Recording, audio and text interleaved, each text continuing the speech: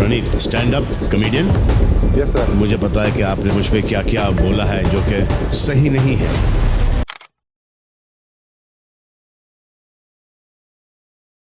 Car को घेरा, bonnet पर जोर से मारा और जय महाराष्ट्र कहकर हंसने लगे। साउथ बॉम्बे में सुमोना चक्रवर्ती के साथ हुई बदसलूकी।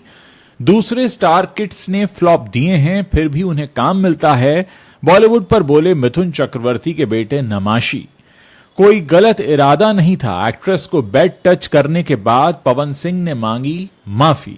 खबरों में आगे बताएंगे आपको क्या कोई सबूत है एंटी एजिंग दवाइयों से हुई शेफाली जरीवाला की मौत, क्यों भड़क उठी जरीन खान, और प्रणीत मोरे को सलमान खान का मजाक उड़ाना पड़ा महंगा।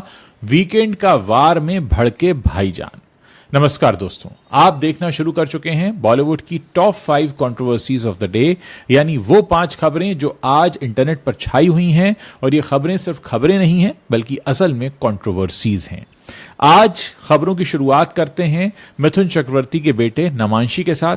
तो आपसे एक सवाल पहले पूछने जा रहे हैं कि नमांशी चक्रवर्ती की आने वाली जो अगली फिल्म है उसका नाम क्या है। इसके 2 ऑप्शंस हम आपको दे रहे हैं, द बंगाल फाइल्स और मुंबई डायरी। इसका सही जवाब आप कमेंट बॉक्स में लिख कर दे सकते हैं। हमें इंतजार रहेगा आपके जवाब पढ़ने का। अब चलिए इस वीडियो की शुरुआत करते हैं। मिथुन चक्रवर्ती ने अपने दौर में बॉलीवुड पर राज किया है, लेकिन उनके बेटे मिमोह चक्रवर्ती और नमांशी चक्रवर्ती उनकी तरह शोहरत हासिल नहीं कर पाए। हाल ही में नमांशी ने खुद को और अपने भाई मिमोह को दूसरे बॉलीवुड स्टार किड्स से अलग बताया है। उनके मुताबिक बॉलीवुड में कोई किसी का सगा नहीं है। नमांशी चक्रवर्ती ने एक हालिया इंटरव्यू में कहा, पब्लिक का जो परसेप्शन है कि बॉलीवुड इंडस्ट्री या कोई भी इंडस्ट्री एक परिवार है, यह सबसे बड़ा झूठ है। यहां पर कोई किसी का परिवार नहीं है।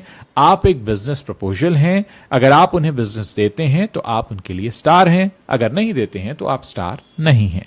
नमांशी ने इस दौरान अपने भाई मिमोह चक्रवर्ती को चुनिंदा काम देने को लेकर भी बात की। उन्होंने कहा, अभी उन्होंने खाकी किया नेटफ्लिक्स पर, जो बहुत बड़ा हिट हुआ। इंडस्ट्री में एक हिचकिचाहट है कि इन्हें सिलेक्टिव काम देंगे। मुझे लगता है कि मिमोह से ज्यादा कुछ स्टार किड्स ने फ्लॉप फिल्में दी हैं, ज्यादा दी हैं, पर उनको अभी भी काम मिल रहा है। वो टैलेंटेड लोग हैं, लेकिन इंडस्ट्री उतनी एकजुट नहीं है जितना कि लोग सोचते हैं। नमांशी ने कहा, भाई ने मुझे यही सलाह दी कि मजबूत बनो, इस इंडस्ट्री में बहुत बहादुर बनो, क्योंकि अगर एक फ्राइडे आप यहां हिट नहीं हैं तो आप हिट नहीं हैं, और आप हिट हैं तो फिर आप हिट हैं। मतलब अगर आप पर्दे पर नहीं चले तो फिर लोगों के लिए आप बेकार हो जाते हैं। बात करेंगे एक्ट्रेस सुमोना चक्रवर्ती की।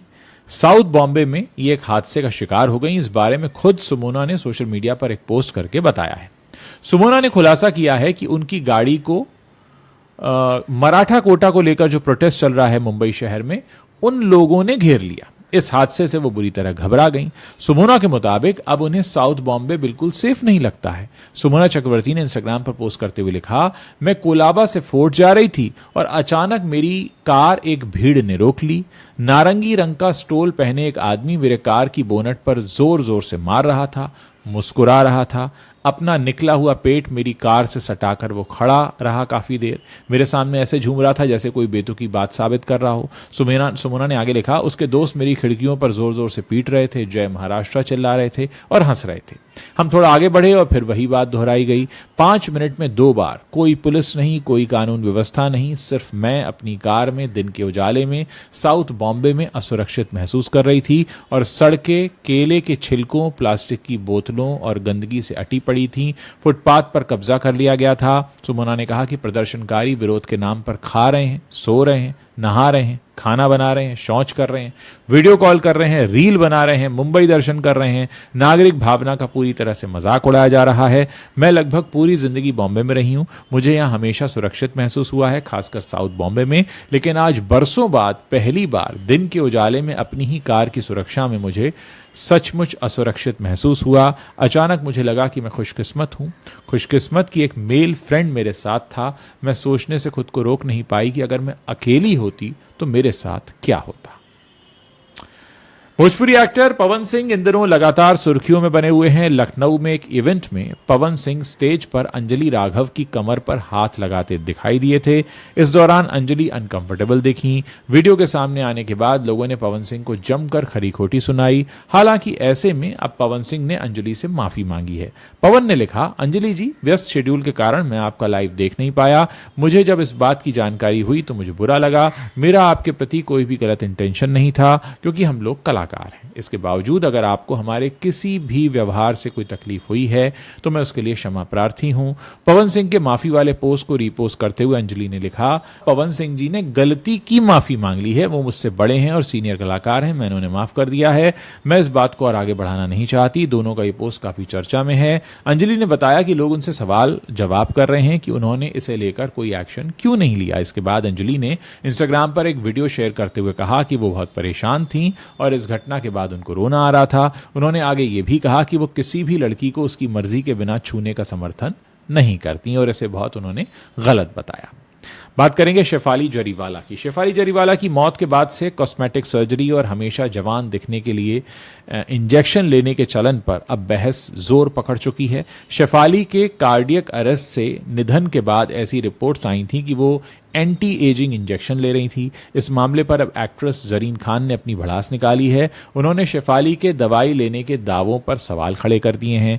जरीन का कहना है कि इसका क्या सबूत है कि वो एंटी एजिंग दवाई ले रही थी। हो सकता है इसके पीछे 10 और वजह हो सकता है वो किसी और हेल्थ से जुड़ी चीजों से जूझ रही थी। ये बहुत दुखद है कि एक इंसान चला गया और उसके इर्द गिर्द मीडिया का सर्कस शुरू हो जाता है। जरीन खान ने कहा कि उनका परिवार मातम मना रहा है। उनके पति, वो बेचारा काफी टूटा हुआ था, फिर भी मीडिया वाले उसके मुंह में कैमरा घुसा रहे थे। जरीन ने कहा कि मानवता कहां है। उन्होंने कहा कि लोगों को इतनी मुश्किल घड़ी में भी चीजों को सेंसेशनलाइज करना होता है कि वो क्यों मर गई, क्या हो गया, क्यों हो गया, चली गई, इत्मीनान से, शांति से उसे अच्छे से जाने दो। एंटी एजिंग इंजेक्शन वाले दावों पर जरीन भड़क उठी। उन्होंने कहा, क्या हम सच में जानते हैं? क्या हमने ये किसी डॉक्टर से सुना? क्या हमारे घर पर या हमारे पास ऐसा कोई सबूत है?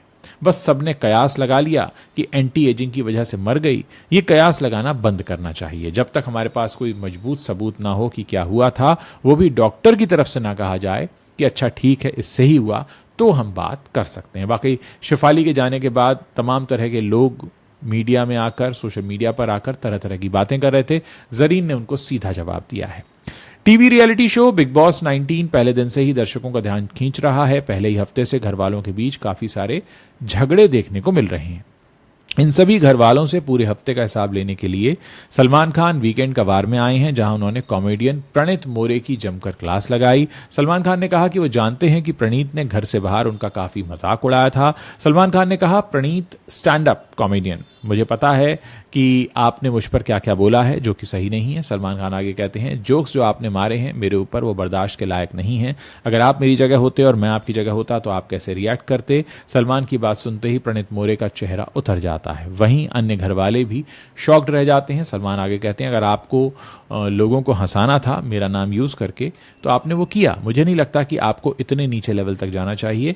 आपको बता दें कि प्रणीत मोरे कई बार अपने स्टैंड अप शो में सलमान खान का मजाक उड़ा चुके हैं। उन्होंने शो के दौरान कहा था कि सलमान कई लोगों की नौकरी खा जाते हैं।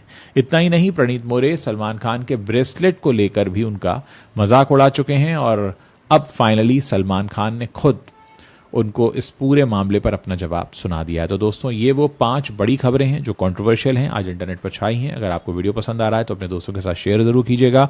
अगर आपने अभी तक हमारे चैनल को सब्सक्राइब नहीं किया तो आप अभी कर सकते हैं, ताकि जब भी हम कोई वीडियो पोस्ट करें तो उसकी जानकारी आप तक तुरंत पहुंच जाए।